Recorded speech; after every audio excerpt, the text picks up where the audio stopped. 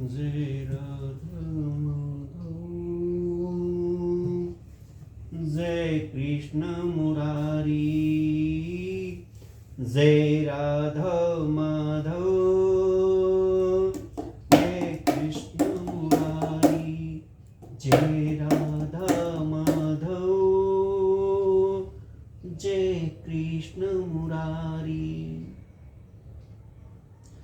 श्रीमद् भागवत गीता साधक संजीवनी, आज श्लोक नंबर 19 से शुरू करते हैं। स घोषोधर राष्ट्रम हृदयानि विद्यार्तम नभस्यं पृथ्वी चैव त्रिमूलो व्यानुदानेनम।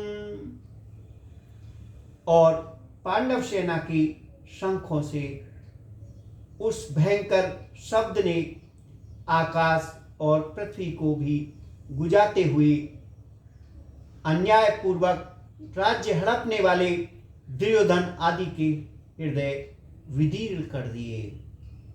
व्याख्या। सघोषो अंतराष्ट्रम तुमूलो व्यानदानम। पांडव सेना की वह शंख ध्वनि इतनी विशाल, गहरी, ऊंची और भयंकर हुई कि उस प्रतिध्वनि से पृथ्वी और आकाश के बीच भाग गूंज उठे। उस शब्द से अन्यायपूर्वक राज्य हड़पने वाले के और उनकी सहायता के लिए उनके पक्ष में खड़े हुए राजाओं के हृदय में विदीर्ण हो गए। तात्पर्य है कि हृदय को किसी अस्त्र शस्त्र से विदीर्ण करने जैसी पीड़ा होती है, वैसे ही पीड़ा उनके हृदय में शंख ध्वनि से हो गई। उस शंख ध्वनि ने कौरव सेना के हृदय में युद्ध का जो उत्साह था, बल था, उसको कमजोर बना दिया, जिससे उसके हृदय में पांडव सेना का भय उत्पन्न हो गया। संजय ये बात धृतराज को सुना रहे हैं। धृतराज के सामने ही संजय का धृतराज के पुत्रों अथवा संबंधियों के हृदय विदीर्ण कर दिए, ऐसा कहना संभवतः पूर्ण और युक्ति संगत नहीं मालूम देता। इसलिए संजय को धृतराष्ट्रम ने कहकर ताव की नायम, आपके पुत्रों अथवा संबंधियों के ऐसा कहना चाहिए था, क्योंकि ऐसा कहना ही सभ्य था। इस दृष्टि से यहाँ धृतराष्ट्रम पद का अर्थ जिन्होंने अन्यायपूर्वक राज्य को धारण किया, ऐसा लेना ही युक्ति संगत तथा सभ्यतापूर्ण मालूम देता है। अन्याय का पक्ष लेने से ही उनके हृदय में विदीर्ण हो गए। इस दृष्टि से भी ये अर्थ लेना चाहिए, युक्ति संगत मालूम देता है। यह शंका होती है कि कौरव की 11 क्षोणी सेना के शंख आदि बाजे बजे तो उनके शब्दों का पांडव सेना पर कोई भी असर नहीं हुआ, पर पांडवों की 7 अक्षोणी सेना के शंख बजे तो उनकी शब्दों से कौरव सेना के हृदय विदीर्ण क्यों हो गए। इसका समाधान यह है कि जिनके हृदय में अधर्म, पाप, अन्याय नहीं है, अर्थात जो धर्मपूर्वक अपने कर्तव्य का पालन करते हैं, उनका हृदय मजबूत होता है, उनके हृदय में भय नहीं होता, न्याय का पक्ष होने से उनके उत्साह होता है, शूरवीरता होती है। पांडवों ने वनवास के पहले भी न्याय और धर्मपूर्वक राज्य किया था और वनवास के बाद भी नियम के अनुसार कौरवों से न्यायपूर्वक राज्य मांगा था। अतः उनके हृदय में भय नहीं था, प्रयुक्ति उत्साह था, शूरवीरता थी। तात्पर्य है कि पांडवों का पक्ष धर्म का था। इस कारण कौरवों की 11 क्षोणी सेना के बाजों के शब्द का पांडव सेना पर कोई असर नहीं हुआ, परंतु जो अधर्म, पाप, अन्याय आदि करते हैं, उनके हृदय स्वाभाविक ही कमजोर होते हैं। उनके हृदय में निर्भरता, निसंगता नहीं होती। उनका खुद का किया पाप, अन्याय ही उनके हृदय को जलन निर्बल बना देता है। अधर्मों को खा जाता है। दुर्योधन आदि ने पांडवों को अन्यायपूर्वक मारने का बहुत प्रयास किया था। उन्होंने छल कपट से अन्यायपूर्वक पांडव का राज्य छीना था और उनको बहुत कष्ट दिए थे। इस कारण उनके हृदय कमजोर निर्मल हो चुके थे। तात्पर्य है कि कौरवों का पक्ष अधर्म का था, इसलिए पांडव की 7 अक्षौणी सेना शंख ध्वनि से उनके हृदय विदीर्ण हो गए।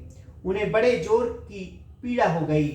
इस प्रसंग से साधक को सावधान हो जाना चाहिए कि उसके द्वारा अपने शरीर, वाणी, मन से कभी भी कोई अन्याय और अधर्म का आचरण न हो। अन्याय और अधर्म युक्त आचरण से मनुष्य का हृदय कमजोर निर्मल हो जाता है। उसके हृदय में भय पैदा हो जाता है। उदाहरणतः लंकापति रावण से त्रिकोल डरते थे।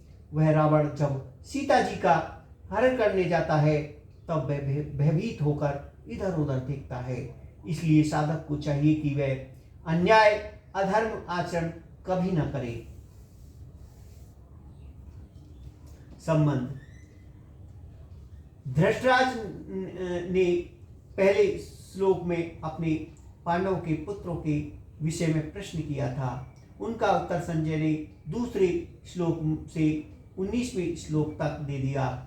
अब संजय भागवत गीता के प्रकष्टम का प्रसंग आगे के श्लोक में आरंभ करते हैं। श्लोक नंबर 20। अथे व्यवस्थितानुदृष्ट्वा धृतराष्ट्रं कपिध्वजं प्रवर्ते शस्त्र समस्ते धनुवृद्धं पांडवा हसिकेशं तदा वाक्यमिदमाहे महीते। हे महीते धृतराज, अब शस्त्र चलाने की तैयारी हो रही है कि थी।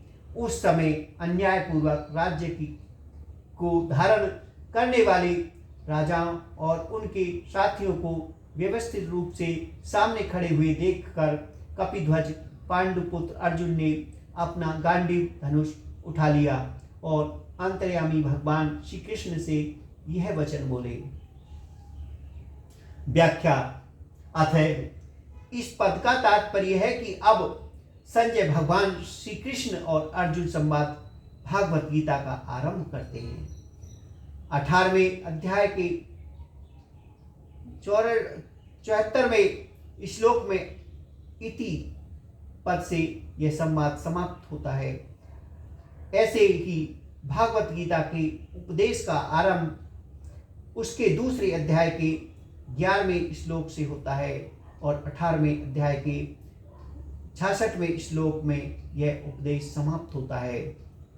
प्रवर्ते शस्त्र समर्ते यद्यपि पिता में भीष्म ने युद्ध आरंभ की घोषणा के लिए शंख नहीं बजाया था, क्योंकि केवल दुर्योधन को प्रसन्न करने के लिए ही शंख बजाया था, तथापि कौरव और पांडव सेना उसको युद्ध की घोषणा ही मान लिया और अपने अपने अस्त्र शस्त्र हाथों में उठाकर तैयार हो गए। इस तरह सेना को शस्त्र उठाए देखकर वीरता में भरकर अर्जुन ने अपना गांडीव धनुष हाथ में उठा लिया। व्यवस्थानम दृष्टाय दृष्टवा, इन पदों से संजय का तात्पर्य है कि जब आपके पुत्र दुर्योधन ने पांडवों की सेना को देखा तब वह भागा द्रोणाचार्य के पास गया, परंतु जब अर्जुन ने कौरव की सेना को देखा तब उनका हाथ सीधे गांडीव धनुष पर ही गया। धनुधायम, इसे मालूम होता है कि दुर्योधन के भीतर भय है और अर्जुन के भीतर निर्भरता, उत्साह और वीरता है। कपिध्वज, अर्जुन के लिए कपिध्वज विशेषण देकर संजय धृतराज को अर्जुन की रथ की ध्वजा का विराजमान हनुमान जी का स्मरण कराते हैं। जब पांडव वन में रहते थे, तब एक दिन अस्माक वायु से एक दिव्य सहदंत कमल लाकर द्रौपदी के सामने डाल दिया। उसे देखकर द्रौपदी बहुत प्रसन्न हो गई और उसने भीमसेन से कहा कि वीरसेन, अब ऐसे बहुत से कमल ला दीजिए। द्रौपदी की इच्छा पूर्ण करने के लिए भीमसेन वहां चल पड़े।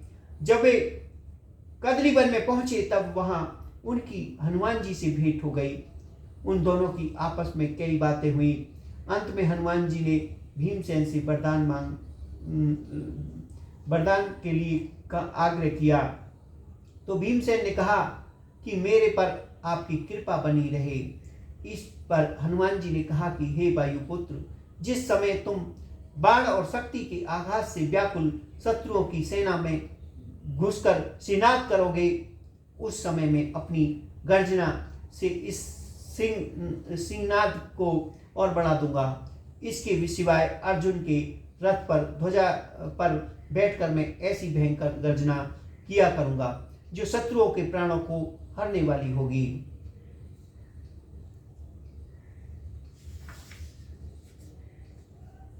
जिससे तुम लोग अपनी शत्रुओं को सुगमता से मार सकोगे। इस प्रकार जिनके रथ की ध्वजा पर हनुमान जी विराजमान हैं, उसकी विजय निश्चित है।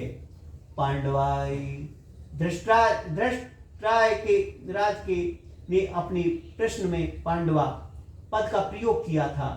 अतः धृतराष्ट्र को बार बार पांडवों की याद दिलाने के लिए संजय 1 से 14 में यहाँ पांडव शब्द का प्रयोग करते हैं। हृषिकेश तदा वाक्य मध्य महीते।